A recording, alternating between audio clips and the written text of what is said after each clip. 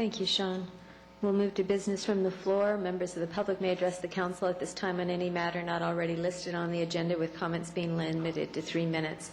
Council cannot take any action at this meeting on requests made under this section of the agenda. We have 2 speakers. Stephanie Tabor.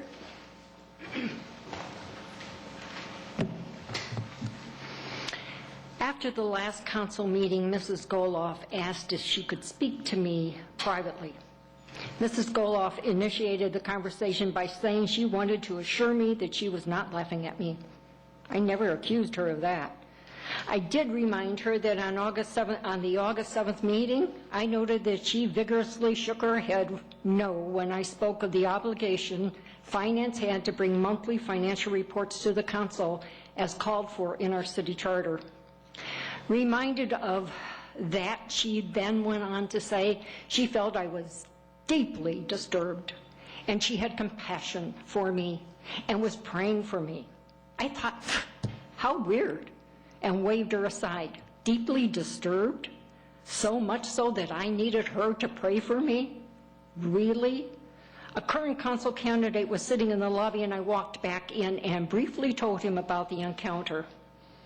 But then driving home, I thought, she's right. I am deeply disturbed. Very much so due to the way this progressive council has governed our city. How, in spite of their oath of office, have catered to only those who have voted for them. I've listened to Andy call those associated with the Tea Party teabaggers, and when told of the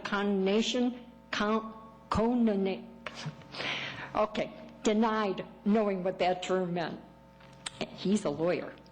I read how Jim Walker feels that those people who espouse small government, fiscal responsibility, and free markets will turn Chico into a third world city. Obviously, Jim, you have not driven down Rio Lindo. We have world-class bicycle paths that the city has spent millions of tax dollars on, but our streets are in deplorable condition. And we all know the compassion our mayor feels for the citizens who have begged to have a strongly enforced noise ordinance put in place now. She used her position to urge someone else to get a notice out to the students, to write to the council and ask that the discussion be put off until the full student body could weigh in. Somehow she overlooked taking that same action when voting for the expanded telephone tax that will affect all our students, or when calling for an amendment to the U.S. Constitution because she disagrees with the Supreme Court decision on Citizens United. And have you seen that YouTube video of the mayor's campaign manager, Paul Mulholland, shoving his hand into a camera held by a citizen because he dared ask a question regarding our police department?